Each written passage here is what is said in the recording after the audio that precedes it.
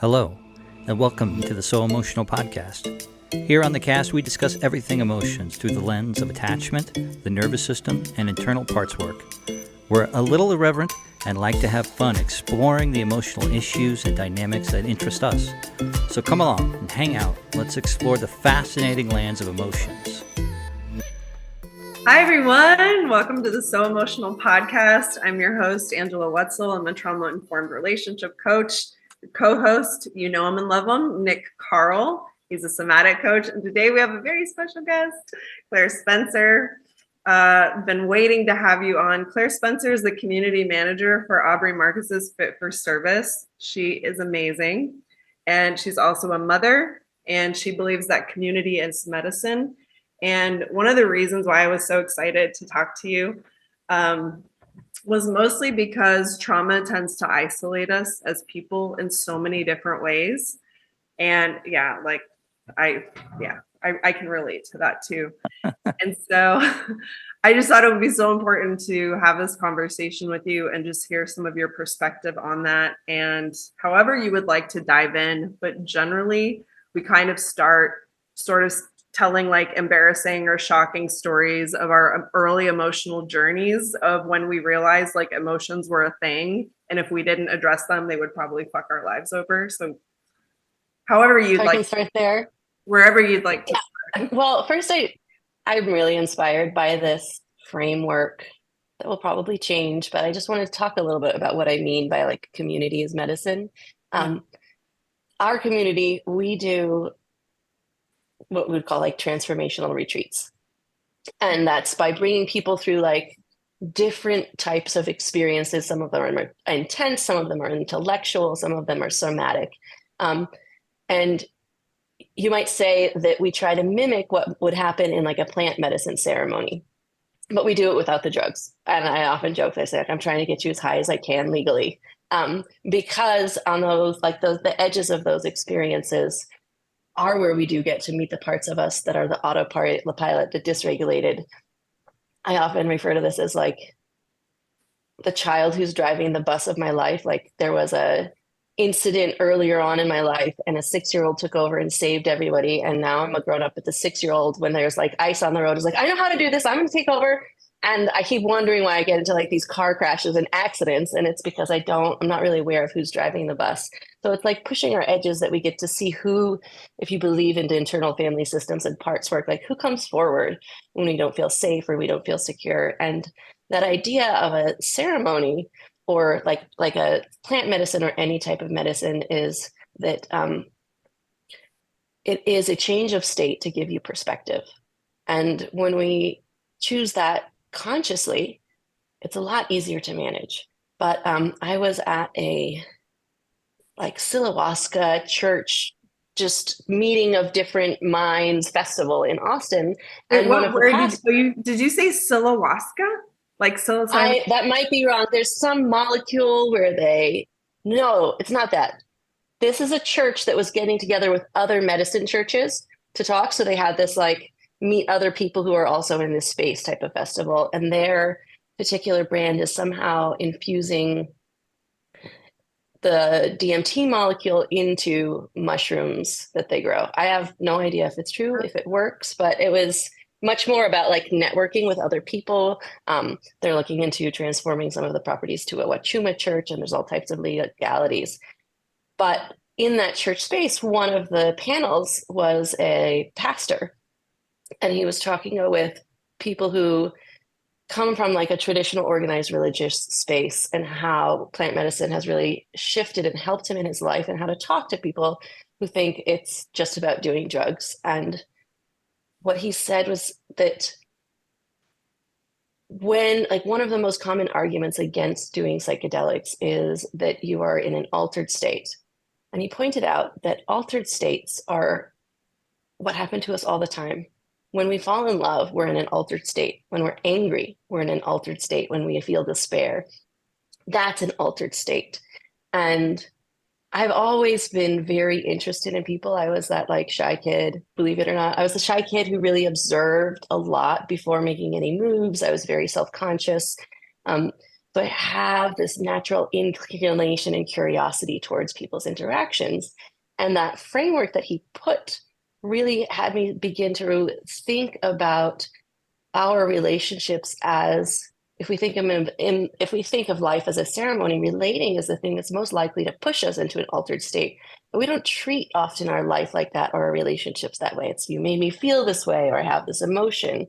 But relating is the one thing we can't escape from. You don't have to do psilocybin, you don't have to do breath work, you don't have to work out. But as a human being to live, you can't get out of interacting with other humans.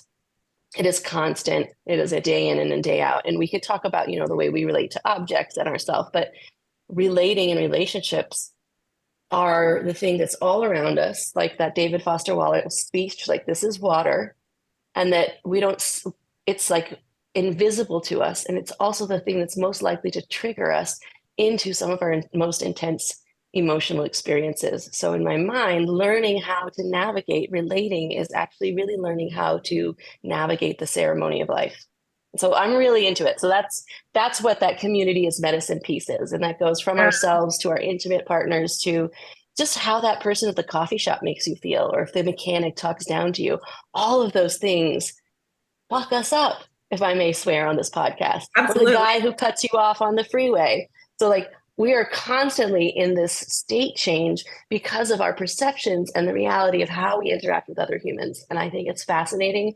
And I think any framework that helps us manage that better is actually the key to being able to like have a really mostly joyful life. You are on the right fucking podcast, because our is, internal family systems and attachment theory and somatic work. So like you describing that is so much of like the work that I do with attachment. I'm studying human dynamics. I call it relationship anthropology, because just saying like sociology isn't like sexy enough to me. I feel like get out there, get in the arena, get triggered, like see what's going on, watch yourself, watch the dynamic with them, like let's fuck around and find out basically what's going on here. That was beautiful. I love that. Yeah. So I can go into, I was also, I think the first time I realized that not having emotions was a problem, because I thought for a really long time that was my best attribute. Like nothing, like I'm mostly in a good mood. You can't bother me. Like I'm, what's the word? Unflappable. And even though I had had some intense emotional experiences, I didn't know how to navigate my emotions as like useful information. I was like, this is a really big inconvenience and I can't wait for it to go away. And also, I absolutely do not want to share these shameful thoughts that I'm having that are clouded by, I thought of emotions as something that was untrue. Like, oh, that's so emotional. And I remember being desperately unhappy and really thinking that it was a matter of logistics and practicality. Like, if this just happens and this just happens, I'll be fine. And my experience when I was in this particular relationship that really brought it forward to me was that I said, well, I am fine. I feel like total shit. I'm resentful and upset all the time, but I have a roof over my head and I have a car and my life is good. And so really I'm fine. It's just a couple things that I just need to work out as if it's a math problem. And then once those things are done, I will be fine. So I'm close enough to fine. So I didn't even know how to identify what I was feeling. I was like, I just don't feel good. And I was getting sick a lot because I didn't have what's the word, like the vocabulary or the self-knowledge to actually say, this feels like a no to me, and so I'm going to say no, or I feel really sad today. So I would just get sick because I wasn't listening to my own body. I was deeply disconnected from my own emotional experience. All of that information that could have given me some pretty great advice if I had known how to listen to it, like not him, not that job. I was just like, this is inconvenient. This, practically speaking, looks good on paper. And I don't care if it makes me feel like I'm dying inside, because everybody needs to have a job, Like I had actually a psychiatrist in New York City. I was working at a job in an office inside a bank of cubicles, inside another bank of cubicles with like the windows this far by myself for most of the day. And I was so unhappy. And I went to the psychiatrist and he said, well, I will prescribe you with Prozac, but generally speaking, I don't think people like you should have office jobs. And I rolled my eyes at him and I was like, well, that's the most ridiculous thing I've ever heard, as if I have any other choice in my life to do anything but this. And I still remember that because I thought he was like the most silly thing I'd ever heard. And then from that, I slowly started to shift my life, but I still didn't have emotional awareness. After that, like I moved to LA because I was well aware that every winter I quit my job and dumped my boyfriend in some sort of horrific way. And then I finally thought maybe I should live in a place where I don't have to take drugs to survive for 6 months out of the year and not blow up my life. Like that would be a good start. So that was the first nod to like the importance of listening to emotions. And then, yeah, I think the first real realization was I had my very first life coach named Honeybee Henderson. It was so sweet in Venice, California. And I literally couldn't name, I was feeling sad, I was feeling abandoned. I couldn't name any of those emotional experiences. So our first sessions were just, she would say, what do you feel in your body? You don't have to name the emotion. What do you feel in your body? And so it was by saying, oh, my throat feels really tight. Oh, I feel sick in my stomach. Oh, like I feel contracted. By identifying the physical, I could then go into saying, oh, when I feel those feelings in my body, that's anger. But I just was so disconnected from myself that I really had a hard time, even especially when I was actually emotional. I couldn't say I'm mad. I would just be like, I'm having a really hard time right now. Just sort of quietly crying on the inside, but trying to be happy and safe and not make anybody else upset because I was like, there's so many cultural tropes about like emotional women. And like, I just didn't have internal permission to feel feelings because I thought it was very inconvenient and selfish. I resonate a lot with so much of what you said. And from what I know about Nick, knowing him for years, I'm watching his reactions too. I'm like, yeah, both relate. So, yeah, go ahead, Nick. When there was a question sparked when you were talking about community and in ceremony, and it made me think about, I've been thinking about this idea of like the dirty lens, something I've been playing around with for a long time in my mind is trying to describe kind of the layered nature of our consciousness and experience, and when I was listening to you talk about the things that can be gleaned or leaned into or sort of looked into through experiences of community and ceremony, it made me think that, okay, this is, you're hinting at, you're like angling at a thing that, like that have been trying to work on alone or with other people in a sort of a, one-on-one kind of fashion. But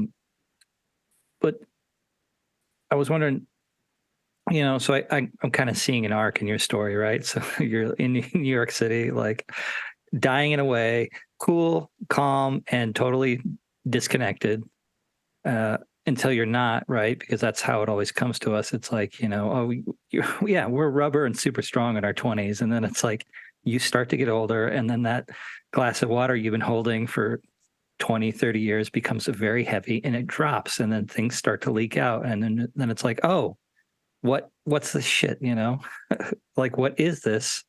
And then we each find our way. And your story about learning about your emotions, that's almost exactly what happened to me, almost like precisely exactly what happened. And, and still learning that kind of stuff, but what kinds of things did you glean from community? Like, what did you learn about your own lens? I get that, it's like I tell the story of like I watched this comedy show alone, and I laughed and I liked it. And then I watched it with some of my friends and we laughed crazy like maniacs, that the energy, wherever two or more are gathered, also I am there. Like that's one of the things I learned about playing music. I can play music here alone in my house, but it's with other people and the connection. It just takes the energy to a whole different level. And I can only imagine, because I haven't really done it, honestly, I haven't, of trying to angle in the way that we can through ceremony or whatever it is into sort of discovering or experiencing our own lens to sort of further that story or further that, like to see yourself, because that's like the tough part, right? Is to like experience yourself in a way that it's like, I am doing, you know what I mean? So what in community has that, like, what are some of the things that gleaned, and like, how did you kind of change, or what are some of the like little tidbits that you've learned about yourself? I just have one request, which is that Angela will know this from some of our circling work. If I lecture too much, just raise your hand so you can insert a question, okay? Because I could talk about this quite a lot. Yeah, Um, I really like this idea of a lens. And really what I think about it is there's two frameworks that I haven't really found the best way to meld, but I'm going to tell you both of them. One is that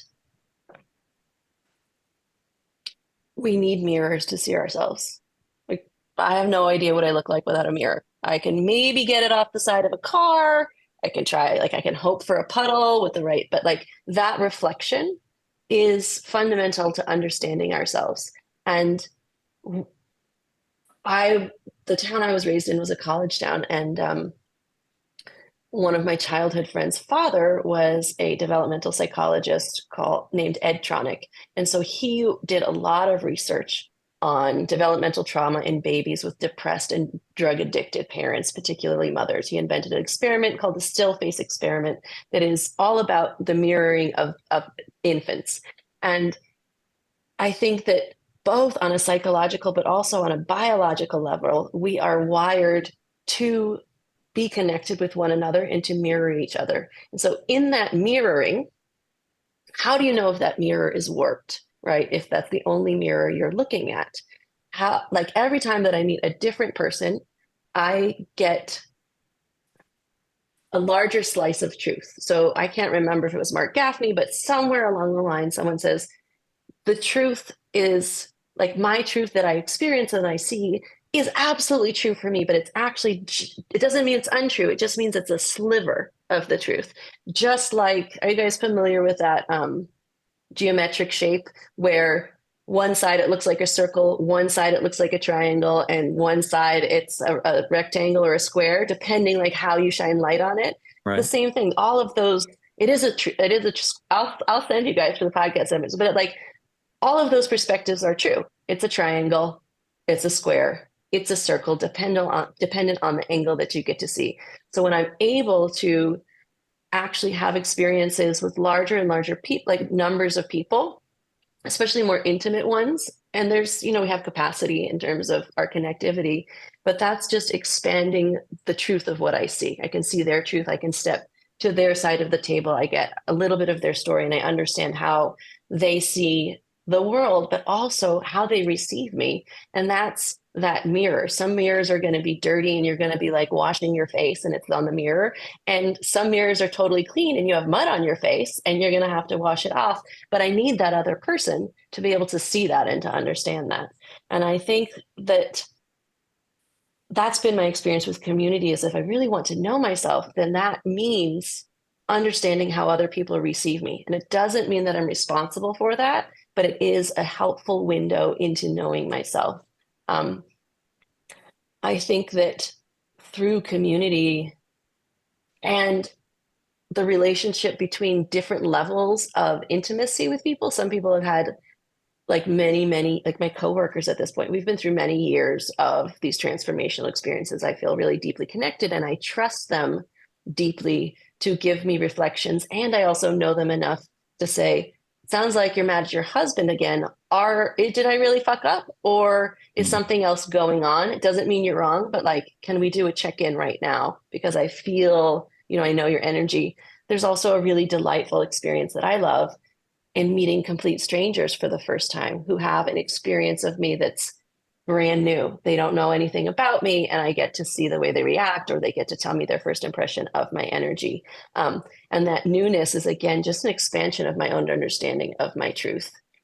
So there's these benefits in community of all of the different rainbows of relating, super intimate ones, and the guy at the coffee shop, who there are some coffee shops I just go to because they're always fun. And if I'm having a bad day, I'm going to swing through Dutch Brothers because they're just in a good mood. I don't know what they put in that coffee, but it makes me feel good. And I can, again, like we could talk about mirror neurons, be like, I want that. I want that energy. I need somebody to be in a good mood so that I can meet them there and bring myself up out of whatever funk I'm in. And that's like that's sort of this idea of ceremony. It's learning how to navigate it, right? So how am I feeling? How do I want to feel? And how am I navigating that through the way that I relate to others, if that's clear? So like the way I relate in my relationships can actually help me become more of who I want to be and feel more of how I want to feel in my day-to-day life, or they can absolutely destroy me depending on how skilled I am at navigating them. And so I've really seen relating as a way to both get fucked up, whether I like it or not, but also to really organize my life in a way where I'm mostly surrounded, like my primary experiences with people who I love, who love me, who I trust, who are in an energy that I enjoy, so that I can be and live in an energy that is mostly like, I'm trying to remember. Sorry, I've been reading all these psychological articles, but there's like a state where you are like this. It's the IFS guy. He said when you are in your true self state, it's like you're calm, you're creative, you're contented. The 8 C's of higher self. Exactly. So if my relationship with other people is just as powerful in my life experience as taking drugs or as doing breath work, then I can start to look at my relating as another strategy for experiencing the world how I want to experience it. Yeah. So, go ahead. Well, can I do 2 more, or you want to interrupt? Go ahead. I could go for forever. Do 2 more, and then I was just going to follow up on Nick's question. So do 2 more. So I forgot the second one, so we're going to go skip to the other. I would say the other really cool thing that I have learned in community, and particularly in community where we do these like intense things, is how to get over myself, like pretty practically speaking. When I first started, like I got this sort of nurturing mother energy. I like to be the cheerleader. It brings me a lot of pleasure. I remember there were 3 different men, they just happened to be men, who felt controlled by that, or like I was babying them. And it was this very weird experience. I was like, I'm not treating you like a child. I'm being caring and thoughtful. Like I'm not, what's the word? I'm not strategically asking you if you want me to grab you a ice water from the cooler. Like what is up with this reaction? And finally over the course of years, like, oh, all these guys have really terrible relationships with their mothers. So there's nothing I can do to be pleasant and nice. My energy is going to be triggering for them. And then I just was like, there's nothing I can do here because I'm not going to change who I am. I'm not going to change how I operate. Sorry about your mom. Right? So I've gotten a lot of freedom from also realizing how powerful I am in relating in terms of, and how powerful other people in terms of shifting my experience and my emotional experience, but also how much I don't have anything to do with their emotional experience. I'm a projection. I'm an idea that they have. And that's also simultaneously true. And because of that, I can take my own reactions into people that maybe I don't know, or even my friends, and say, is this about them? Or is this a window into something that I need to work on? Like, why am I so reactive in this situation? Why do I feel like I'm going to die? Why is it so upsetting? Now, like for sure, if I just met you and you enraged me or made me feel scared or unworthy, it has nothing to do with you. There's something else coming through. So now I can look at these deeply emotional experiences that get brought up only because of other people relating in community and say, damn, I thought that was healed, but it ain't. Yeah. Yeah, it's like that dissection of trying to figure out. It's like, where does this lie? Where did the energy lie, and who does it belong to? And like as you came together as two, ships passing in the night, it was like, well, what part touched what? Where do I end? Where do you begin? Absolutely. There's these videos on Instagram that it's like, am I the asshole? And I love that. I just think it's so funny. It's like IATA, whatever. Am I the asshole? Or whatever. And they go through it and it's fucking hilarious.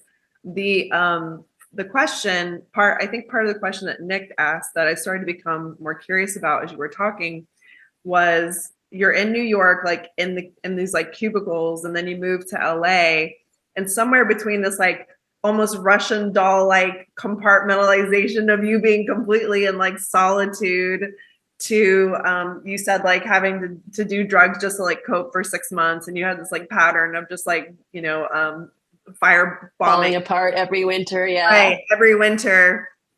Flash forward, like somehow like here you are, community manager. So I think the question was like, how did you go from kind of isolation from your emotions, being secret even to yourself, to this expanded like being in community, like community managing? I think they're somewhat separate. I think that my emotional capacity developed like alongside of it, if that makes sense. I've lived in outside of Atlanta, Washington, D.C., Nantucket, New York, Massachusetts, Los Angeles, Phoenix. So, and we could talk about this a little bit later because I'm really excited about it right now. But my gift and my curse is this, I'm very relationally oriented. I'm more of a responder rather than initiator. And I'm naturally curious. I like people. Like I just like people. My dad, who's a psychologist, would say that people are people, and I am a people person. And so my role as a community manager was a surprise to me. I have I've worked in school food reform. I've done landscaping. I've done marketing for luxury real estate, like just any sort of weird thing. I worked in a fashion startup, all of the strange things. And when I first joined the program that I now am the community manager for, I was either separated or actually divorced. In a city I didn't want to be in with a 4-year-old. And I had like thematic inklings that the problem was me. And I really, really had like the problem was absolutely me when I joined. And I had always found both solace and purpose through other people. And like, not like I have to live for other people, but what do I want to do? How can I help this person? Like one of my greatest loves of being in the community is when I really get to know each other and I'm like, oh, just like you were talking about before we started this call, so-and-so lives there. So-and-so is an expertise in this, and like facilitating like the growth of other people and the connections that they need to make that happen is like one of the most thrilling things I could do with my time. So when I joined, I knew that the paradigm that I understood for what's possible, just in the world was really limited because I kept making the same choices. I kept taking the same types of jobs. And I had a very powerful breakfast first year where whatever you want to call it, the universe told me she basically was like, you have to step into your power. You have to stop pleasing other people. And if you don't, you will continue to suffer. And it came through the message of my birth, which was very traumatic, but also was related in that moment of protecting the emotions of the people around me while I'm in birth, like giving birth, giving later, and not really wanting to like own that full fierce motherness, but being like, oh, if I really scream, I'm going to scare them away and I'll be abandoned, right? Mm-hmm. That was the metaphor. And so the next day I quit my job because I thought, I don't know what I'm supposed to do, but I know that if I'm slowly dying every day, I will never figure it out. So it felt like an emergency. I had to pull the zip line. And throughout that year, this is a meandering conversation, but throughout that year, the reason I joined Fit for Service was through community to hope to have a more expansive understanding. How do I make money? It can't just be these 9 to 5 jobs that make me want to poke my eyes out. Like, how do I want to be in relationship? How, like, if I want to actually design my life, I don't want to start from like the giant womb of the universe. I want to know a couple people and I want to see how they did it. Like, give me some models. I am great. I don't want to bushwhack my way. I want to say, okay, there's 5 ways I could do this, and this way turns out to be the easiest and the most lucrative, rather than starting from scratch and imagining something.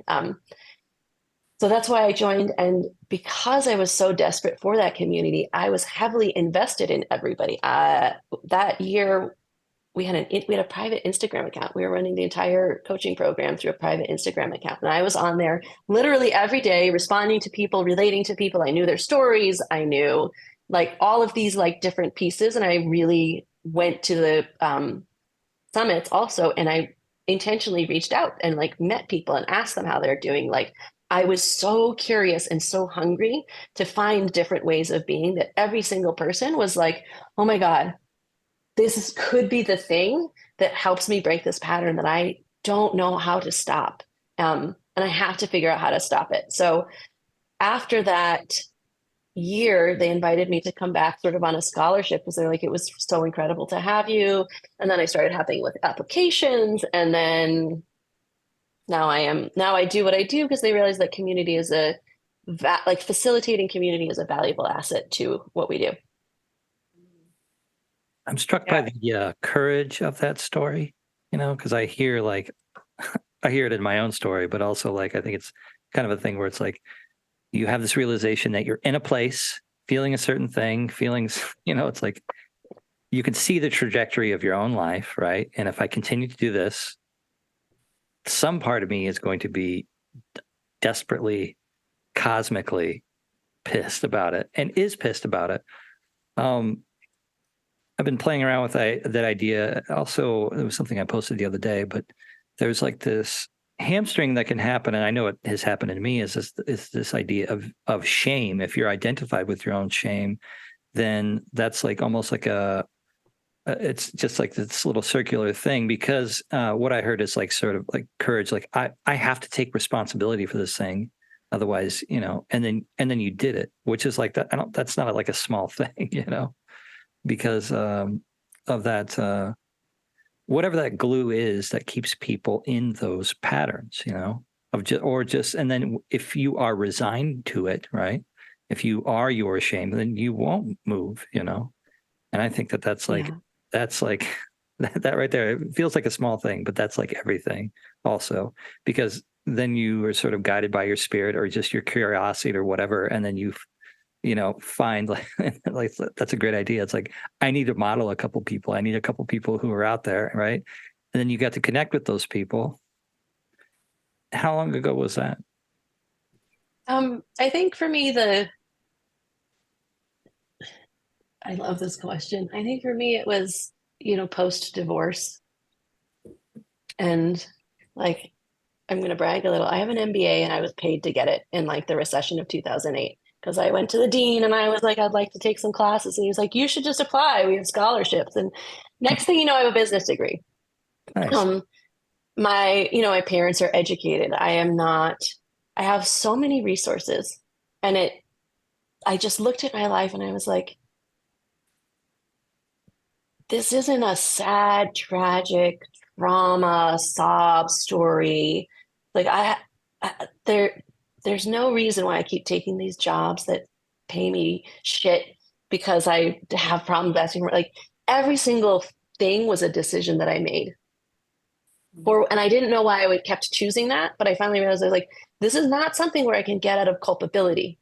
I've had opportunity. I have people who love me. I have so many indications that I am smart and worthy and intelligent. And I'm like, so what are you doing, Claire? Like, it is not the outside world that is wrong. You are making these choices and you are making them again and again. And so, do you want to keep making these choices? Is this the life you want? Or, like, one of my favorite questions to ask myself now is like, what if I'm completely wrong? Like, what if it's me? And what if I am absolutely wrong? What would that look like? Because from there, I have so much freedom. And being wrong in a funny way was like the escape hatch to the shame. So instead of saying, like, oh, I'm just a terrible person, it was kind of like equally practical. But instead of saying I'm resigned to being a terrible person, it's just like, girl, what if you're wrong? Like, what if this is changeable? What if you're just making the bad choice? What if you're wrong? Can you learn from your mistakes? And that is something that I have always been able to do. I am a curious person. I love to learn. Like, that was the huge shift and I think that fundamentally that faith in myself as like a curious learner was the thing that gave me the strength to like let that identity die. Because yeah, that identity is super strong, and my identity that I love, the identity that I have as somebody who's smart, who can figure things out, who's capable, who's really good at getting A's because I like to be teacher's pet, that she could also be part of this conversation. I love that because okay, the way my brain works is like when I ask the question, like, why am I doing this? What am I doing wrong?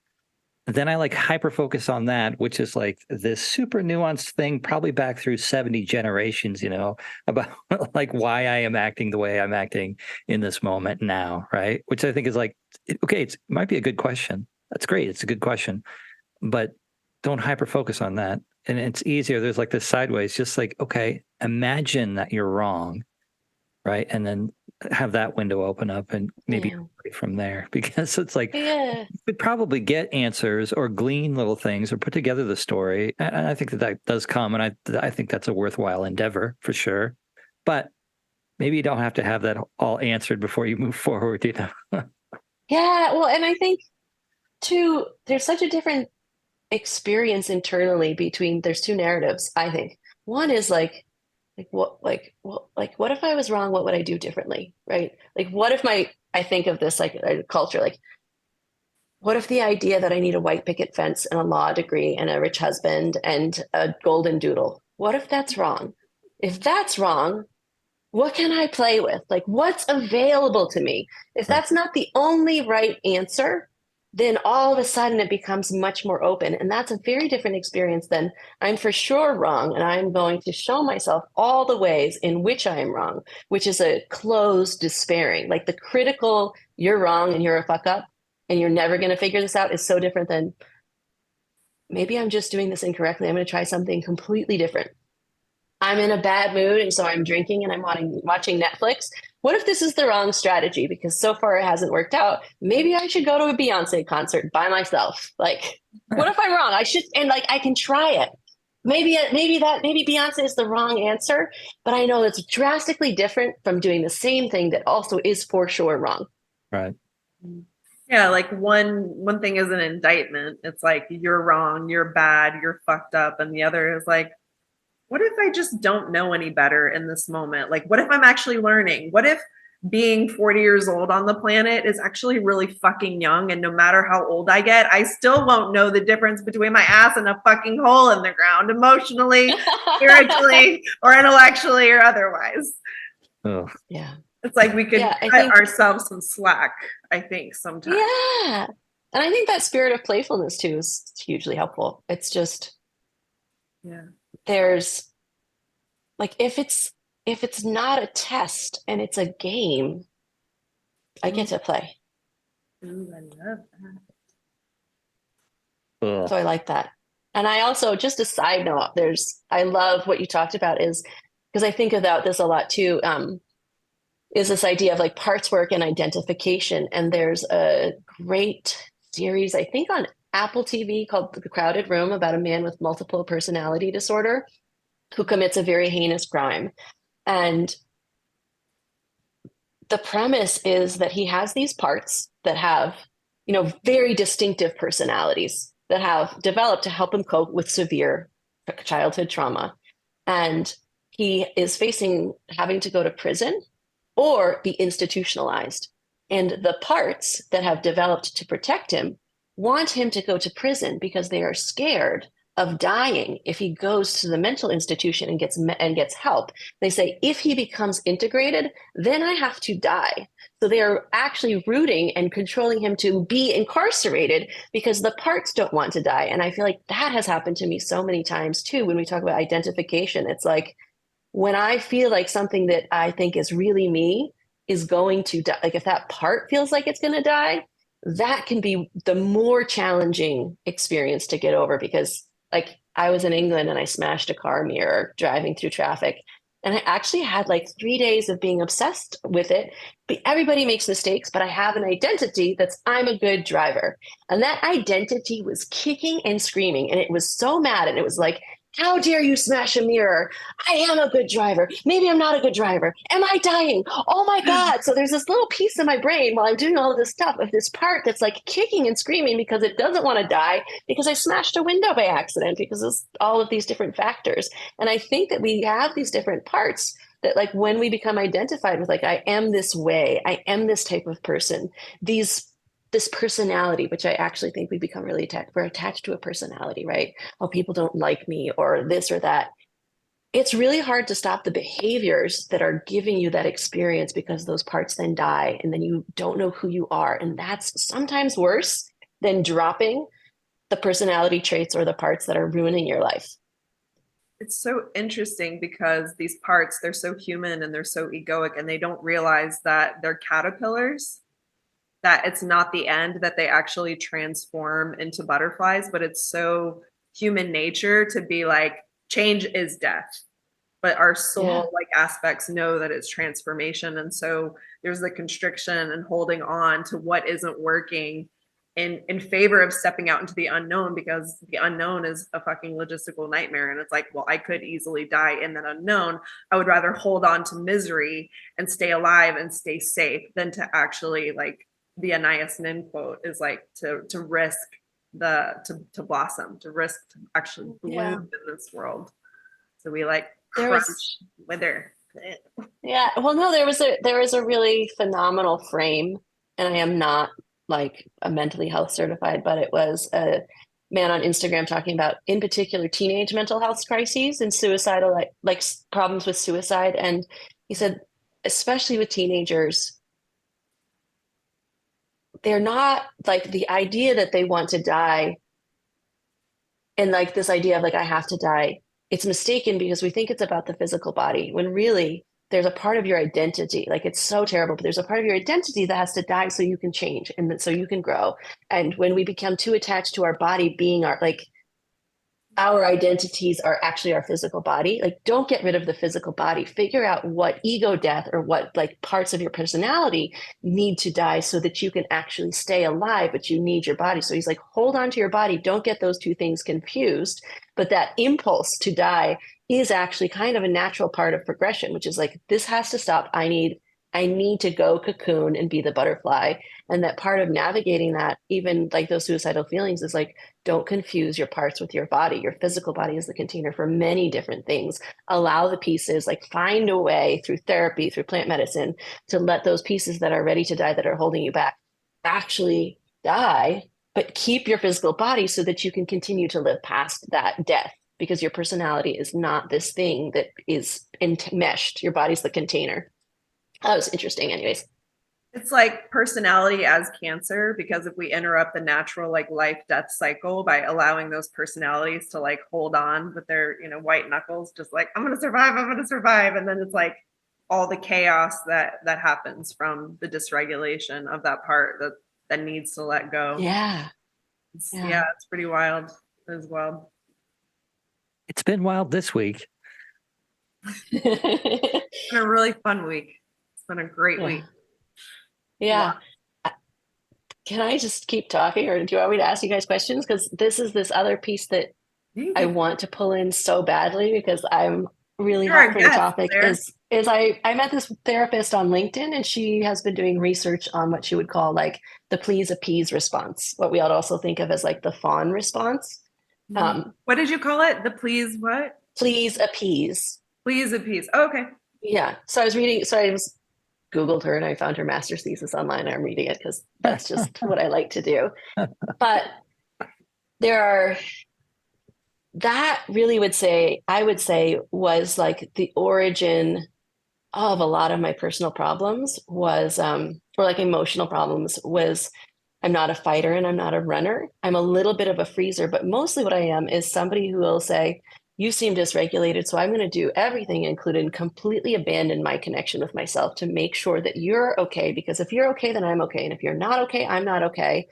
And like really hardwired into that is the young child's experience of, and if you're not okay, not only am I not okay, but I will die. I need my parents to be okay because if they're not, then my life is at risk. And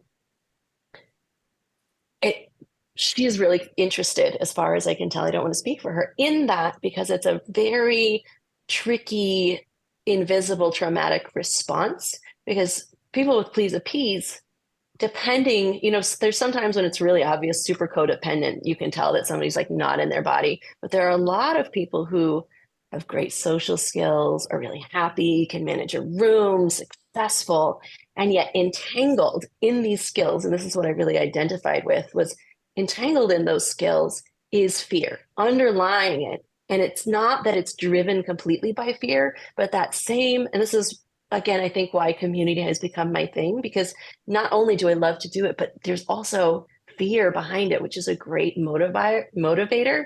Like they're holding hands. So I spent a lot of my life, pleasing people, managing the emotions of the room. I have this great skill set. I can talk to anybody, and huge amounts of low level anxiety, or what I would actually call it really high anxiety. I just got used to it. So it didn't seem like a big deal, because in that same piece of me that's actually doing acts of service out of love is still fear. It comes alongside, it's inextricable. And so I thought that that was just a fascinating framework for that, which is like, I can have an identity as somebody who's really good with people, and I can absolutely say that it's loving, but addressing the piece of fear, I don't know what you call it, like shit in the stew, and pretending like it's not also part of it is not going to help me. And I think that like I spontaneously stopped biting my nail 2 years ago. And I think part of it was de-escalating my underlying anxiety for everything that I did love doing. All of my great traits also had this like piece of fear. And I still though recognize that, especially in intimate relationships, this comes up for me where it's like, yeah, I am of my free volition doing these loving, beautiful things, and also intertwined no matter what. There is anxiety and fear, and it just takes a little bit of a tweak to bring it to the surface. But on the outside, I look super successful and cheerful, and I'm really good with people, and I'm a great friend. What was the name of the lady? It wasn't McLaren, It's but Chloe Agner. I will send you, if you're interested in the so research, I'll send it to you. this reminds me a lot of the victim triangle stuff that we've sort of gotten into on this program. Mm-hmm. Just because, and then there's the flip over to the other side of the creative aspects, or when you're past some kind of like, it's like an energy thing, right? Like if you're in your actual creative energy, those types of gifts and those types of like inclinations can be wonderful and beautiful, right? But if you're sort of circling into the fear part, which is like being a victim or like gonna die or whatever it is, so I use, like, personally, for a long time, I think I've gotten off that. I was in the persecutor sort of, corner.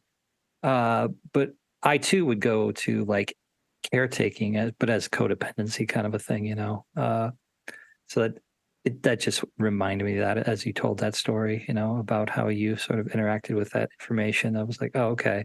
But then there is the flip, whereas like if you can, and I don't know exactly how it happens or where that line lies between being victimized or trying to Rescue. rescue. Yeah. And it was the word I also think is like, it's martyrdom, it's like, Mm-hmm. I I will love that one. That's fun. I will avail myself to you or to everyone so much, which will give me a pass to let you know that I'm good, which is, just some kind of interaction with some shame part because a part of you thinks that you are not. And so that's what you need to do. That's the contract. That's the bargain.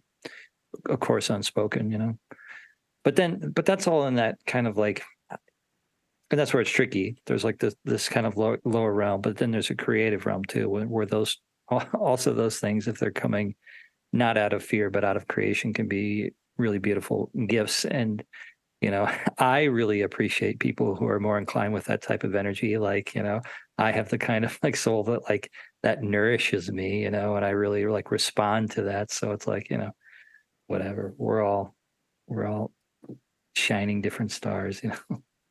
So Yeah, all of our gifts like end up coming from our deep pain. So it's like that's how they become the two sides of the coin. Because like anything that you have a particularly like painful, awful, traumatic experience from, it's like that becomes this deep wound of sensitivity. But out of that, like flowers the gift of, I know what this feels like. So let me, like, I want to help you, I want to give. And so it's a specific form of sensitivity to this like specific thing. And also what we don't end up like receiving well, like we want to give. So it's usually what we give is what we most want to receive.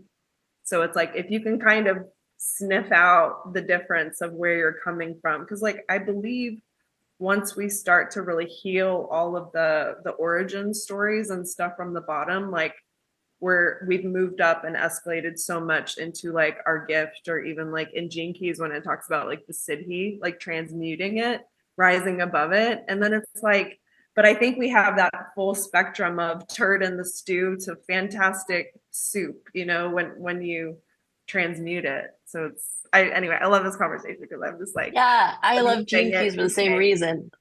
I was going to bring it up because that book, the shadow, I'll actually, when I'm going through something yucky, I will go to my Gene Keys book, look up the shadow, and then read the whole section up through the transmutation into the Siddhi. And that's been sort of, it's enough to get me out of my own perspective. And that's been really helpful. Yeah. I have some questions for you. Yeah. Just can I share one more thing?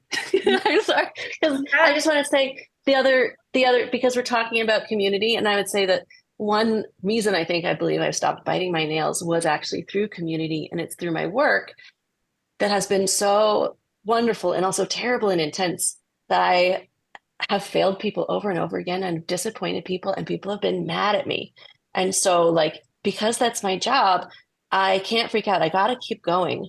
And now I'm like, oh, look, you're mad at me, instead of being like one person's angry. So like in that community experience with these bonds over time and also not bonds over time, my body has had an opportunity to be forced to let somebody down, to be forced to make somebody mad, to be forced to deal with somebody who's mad about something. I don't know what, it has nothing to do with me, but they're still mad.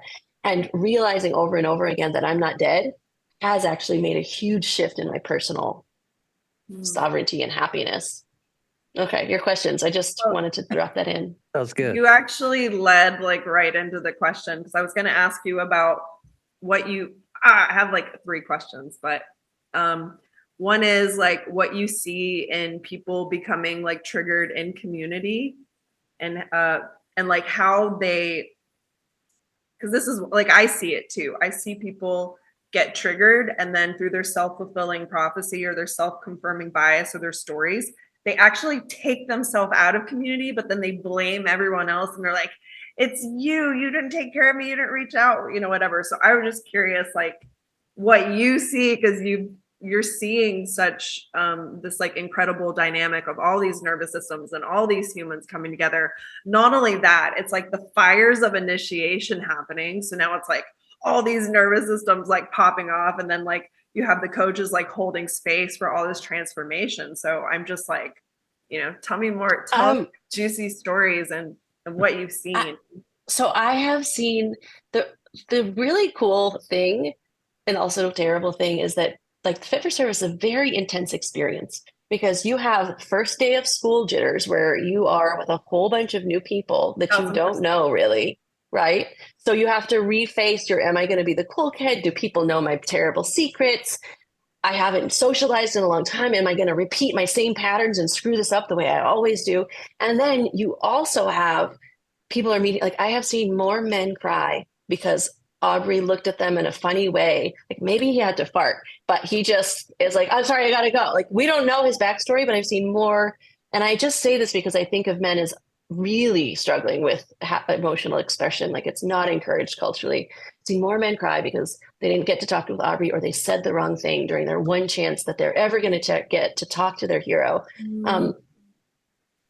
So it is incredibly triggering. Again, it's really heavy, intense medicine experience for people. And it's not just the practices, it is relating to your hero. And then that becomes your dad or your mom.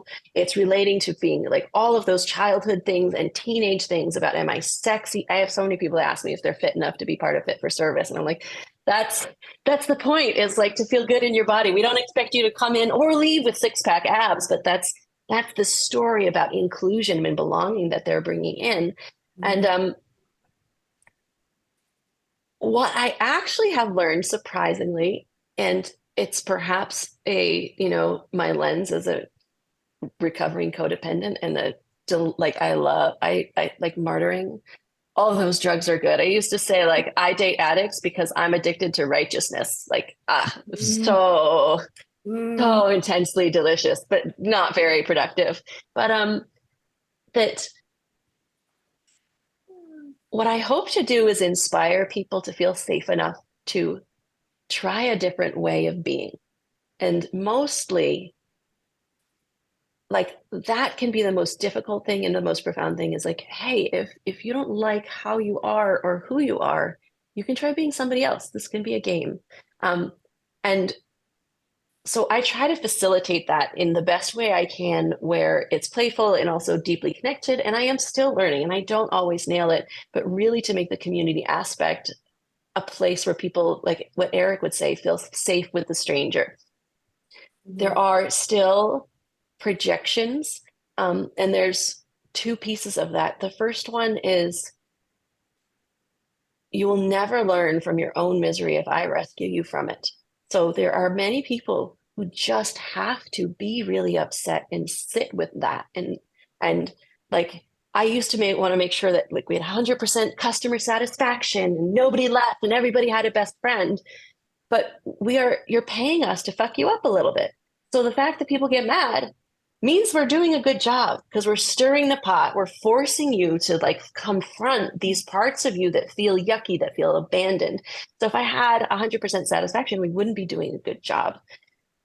The question is can people stick it out? So the year-long container was really transformational that first year. And it wasn't even so much that it was architected that way, but it was being able to shift over time and see the people that you came in with shift over time.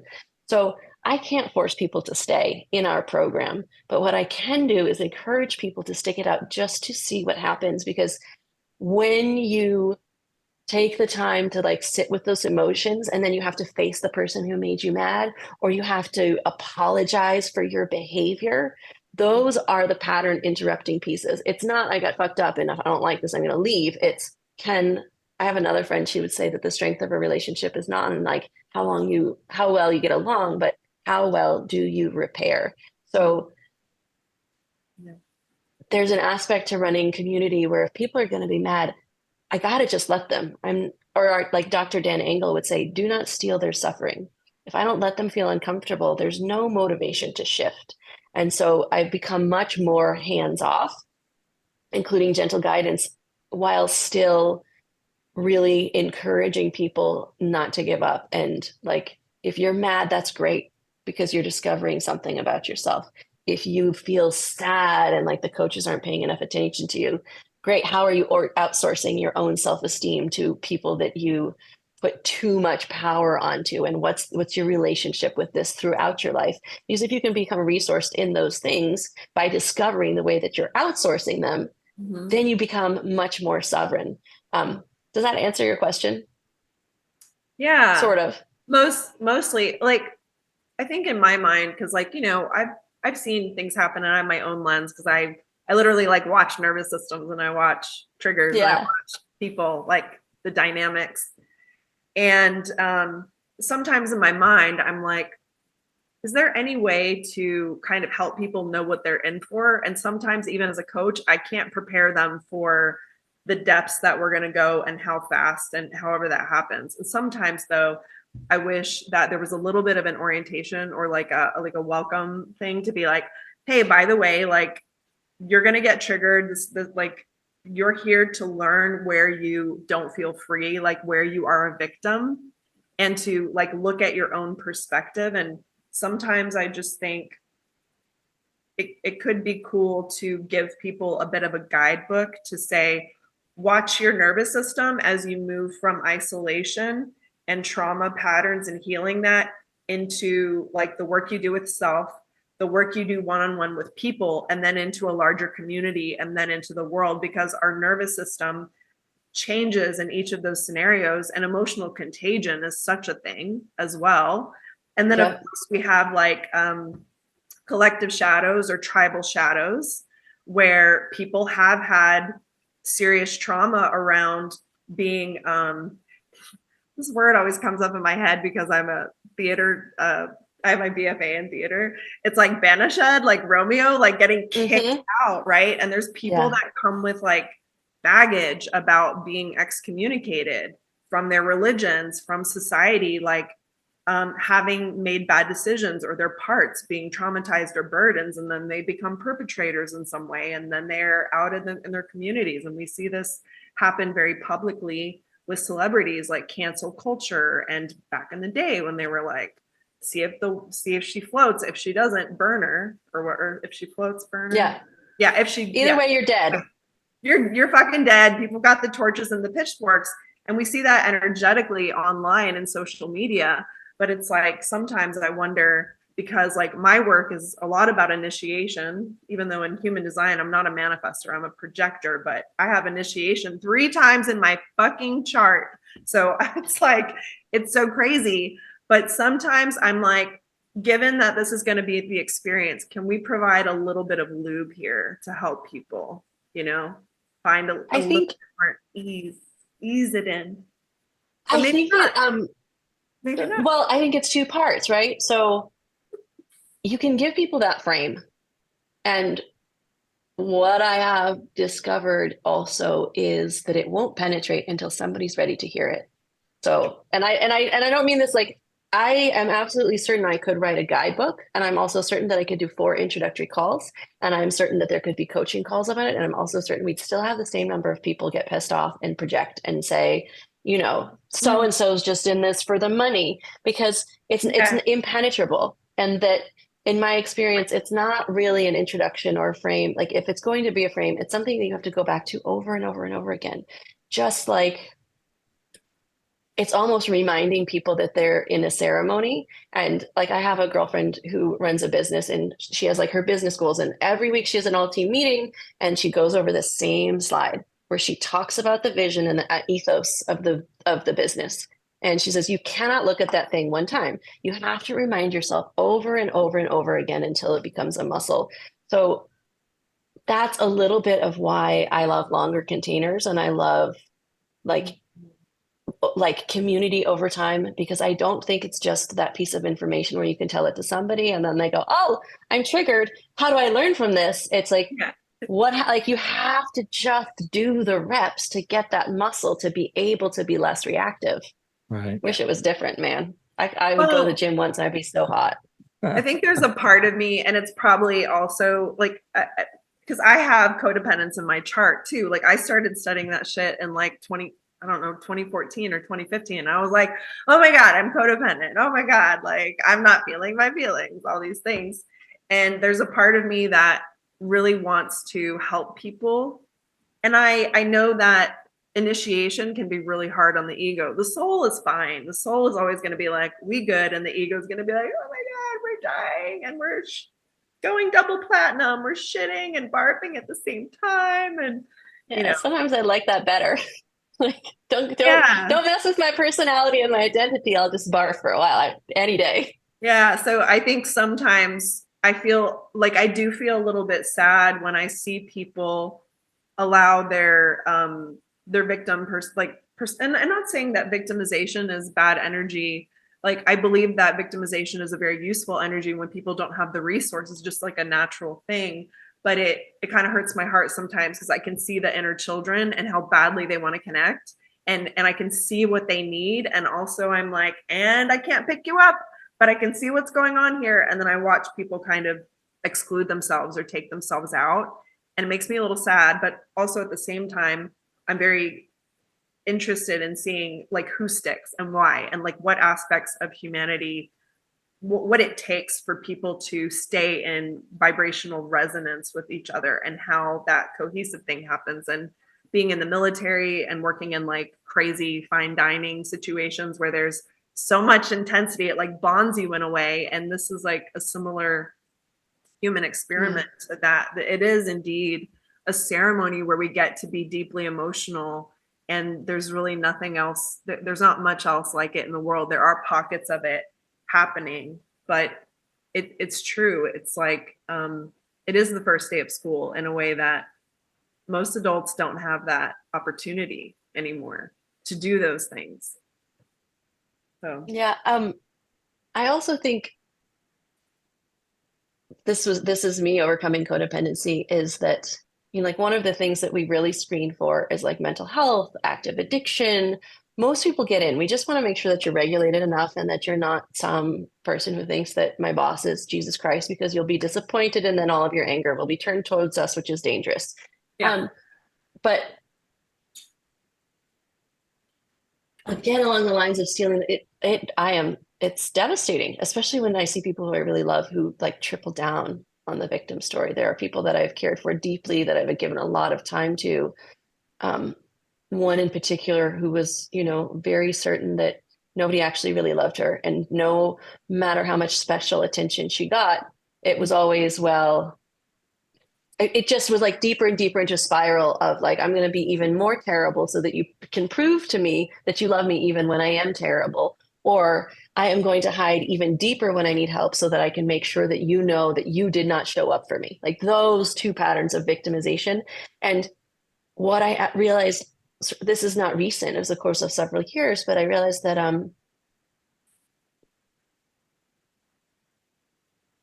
me going deeper into that savior thing was an endless hole, and it was pulling resources from individuals who just needed to have a conversation, and that the level of commitment to that victim identity was not appropriate for me, you know, an amateur, somebody who loves what I do. It is a professional, like that is somebody who needs to work with a professional.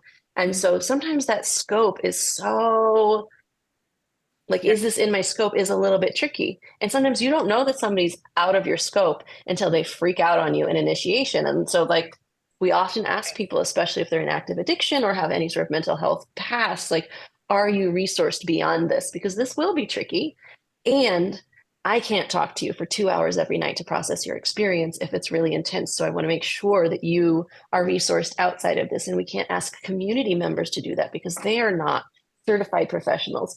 So if there's even an inkling that you may need that type of support, let's make sure that you're resourced coming into this. So either resourced personally or resourced externally, but we want to make sure that like if you're going through an initiation or initiatory experience or transformation experience where you may experience ego death or may revisit trauma, that you have the internal resources or the external resource if you haven't figured out yet how to internalize those resources to be able to have a productive rather than re-traumatizing experience from it.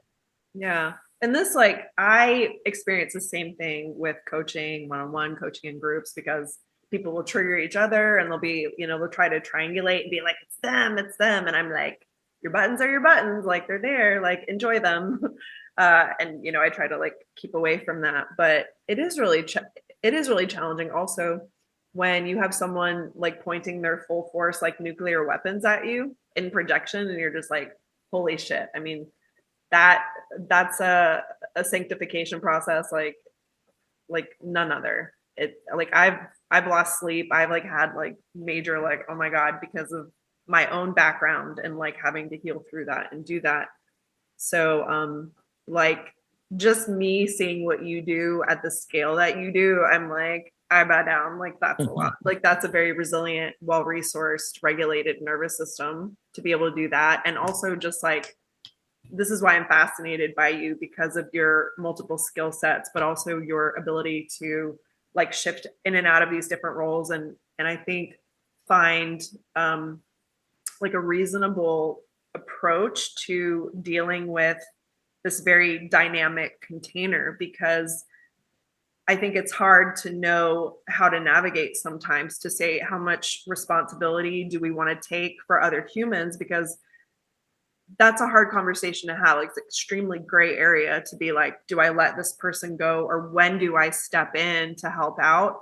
And when is it codependent, or when is it going to drain resources? Like, because nature in and of itself is very like, it's not going to bullshit you. Nature is not going to bullshit you. Like, the universe is just, and it's not gonna baby you because you're having a hard day. It's going to say, you're a fucking empowered being that came here to do incredible things, and you're fucking slice of God.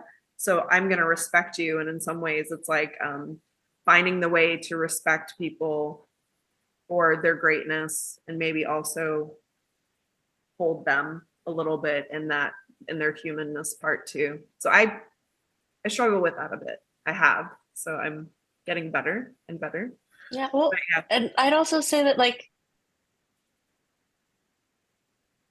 again, I'm trying not to go off on a tangent, but I don't believe that very many of us were taught how to relate healthily. We are like 2 generations away from world wars, famine, rampant addiction, abuse, alcoholism, Sure. like our nervous systems, like my nervous system was in my grandmother's body, who was born in 1912. Mm-hmm. My mother had her ovaries when she was a baby inside my grandmother. So to think that somehow I should magically jump like light years in nervous system regulation and interaction with, like, we are struggling to figure it out. And so, like, one of the greatest benefits of being in community and managing people is that I'm pretty sure I'm going to fuck this up. Like, for sure, someone's going to have a bad experience. I'm going to have to break a promise. The only way to do it and to get better at it is to fuck up. Like, I don't have the model. I am flying blind. I know it feels good, and I know what's happened in the past that worked, and I know it hasn't happened in the past and worked. So, like, again, like, these human interactions of, like, what's my responsibility? What's my scope? What can I actually help with? And what is something that I don't actually want to help with, even if I can, given my obligations? It's really messy, and you have to fail 10,000 times. But that's what it takes to get to the other side, where somebody can call you yelling and you just hang up the phone. You're like, well, they're having a day. That sucks. Like, whatever. Right? Still gets to me sometimes. And other times I'm just like, ooh, I'm going to get some popcorn. This is wild. Like, it could be like, some people will be really mad at me. And I'm just like, okay, you're allowed. Like, you're allowed to be mad. Like, this part of it's true. This part of it's not true. If you want to read it, if you want to tell that story, you are the creator of your reality. And I just want for that person to create the reality that makes them the happiest and the best. And so what's the word? Like, my knifey things, like, if that's the story you want to tell that gives you the most satisfaction and brings you to the greatest amount of happiness, you can have it. I'm not here to correct you. I'm not here to tell you what you experienced or gaslight you. Yeah. However, maybe consider, is this giving me the life and the experience that I want to have? Yeah. And Because there's alternatives. If they're feeling extra kinky, like, you let them have their fucked up kink. Yes. Which Well, that all of book is us a great do. example. That book is great. Like, Yeah. yeah. Like, are you getting off on this? Because probably that. Ooh. I am the king of righteousness. Bow down before me. Yeah. My What forget about- impeccability next to your addiction is just. I am a queen. Oh man, that's so funny. We're talking about existential kink for anyone listening. Carolyn Elliott, it's a great book. It's so good. Yeah, and the more that I've like dove into that work, it's like, oh yeah, there's definitely different flavors of subconscious emotional parties happening when I'm experiencing different emotions. And I remember listening to one of these Matthias DeStefano podcasts or something where he talks about like beings on the 6th dimension, like just loving this like crazy energy, because it's like they get to feel something as opposed to nothing. So they're like, give it, Give it. I love it. It's funny. Yeah. Biet, who is a meditation coach, who I really adore, her name's Biet Simkin. She wrote a book called Don't Just Sit There for anybody listening. Mhm. And I appreciate her framework, which is that like the full human experience is not just bliss. It is being able to feel intense sadness and say, oh, wow, I get to feel this too, right? Like if I'm devastated that I lost my lover, I got to love somebody so much. If I'm terrified that my child is going to die because I'm in some messed up fantasy, it's because I get to like care about them so deeply. And that like that's the fun roller coaster of being a human. So yes, I can be in despair, but really I can also observe myself in that despair and say, oh, isn't that yummy? And that we don't get to escape those feelings. It's just that when we believe that that's the only thing available to us, and again, like any of our spiritual teachers would say, if we forget that we are God and believe that we are so small as to be able to only fit into a human body with a human emotion in this 1 second, that's where we get fucked up. And that there's actual great pleasure from pain, from sorrow, from loving so deeply something that's going to die. And the practice isn't to avoid those things, it's to be able to feel them fully and observe it at the same time so that we don't forget that we are also part of a much greater thing. Beautiful. Hell yeah. Well, is that it? You have any Beyonce other time? question? Beyonce? Beyonce time? Well, I just texted my friend. She said she started 3 hours late, so I might not head out there for a while. Yeah, Claire. let me think. Wait, can I do one little thing? I Yeah. think we talked about all of it, but I want to go back to that idea that community is medicine. And I think that, if I could have anybody take away something, it would be to consider just for, a week or 5 days, looking at all of the relating, like all the different types of relationships. There's a really cool relationships inventory that I'll see if I can find where it talks about the 7 different types of relationships, where it's like your parents, your beloved, your friend circles that are tight, loose acquaintances, but each of those different levels of intimacy, or the guy at the coffee shop, as I've mentioned several times, each of those different levels of community affect us in different ways also. And if we can start to pay attention to like, who's the most likely to get me the most fucked up, right? Like, is my brand new boyfriend, like, he's going to get me real high. And I like that. And Mhm. also, my mom is going to get me real mad. And I don't like that. But the intensity of that emotion, like, who's going to fuck me up and what's the intensity of that experience? And then also look at the ways that these micro interactions affect us. As I think just observing that from this curiosity place, like, do a science experience. Who fucks you up the most? Who, like, we talk to people all day. If you actually track who you talk to, who, like, where do you feel good, who fucks you up the least but still changes your mood, and like how close are you to them, and how many stories do you know about them, and what's your history? You can begin then to have power and over your relating and the way that relating affects you, because you begin to understand who is going to fuck you up, who's not going to. Do I like to meet strangers? Do I only want to hang out with safe people? And I think that navigating those relationships and just even learning how we react in them is one of the more powerful ways to understand the self. It So reminds me of I heard somebody talking about this in terms of eating. They're like, this thing was a joke, but somebody's like, take a picture of every single thing you eat during the day and then go back. And then, it's just bringing consciousness to it, right? Because we all eat. I eat unconsciously all the time. Are you kidding me? And I have all these unconscious relationships, like I talk to a lot of the same people every day, but I don't take inventory. I don't I don't closely pay attention. Like, sometimes I do when there's a spike or something about how they're making them feel, or what they mean to me, how they're like functioning in my life, and like, yeah, which one of these is going to fuck me up, like I have an idea, but I could absolutely see how just like taking a picture of everything that you put in your mouth. That was the jokes. This lady was talking, and this guy was standing next to her, and she's like, "Take a picture of everything you put in your mouth," and he just like got this like laugh inside him, and he couldn't like keep it in. It was Yeah. which you can Same also same apply to concept. relationships too. whatever you put in your mouth is also very relational. Yeah. Your The guy at the coffee shop. relation with Coffee. I like my coffee shop guy, if you can't tell. One I liked and one I don't like. One dude's always weird and kind of rude, and the other guy's really perky and funny. And I just don't know who's going to fuck me up that day, but I know I'm going to get fucked up when I get my coffee. I like that. I give my clients these experiments to do when they're dating and just like observing themselves in the world, and it's my favorite thing. I love how you put that. Amazing. It's super juicy. Love it.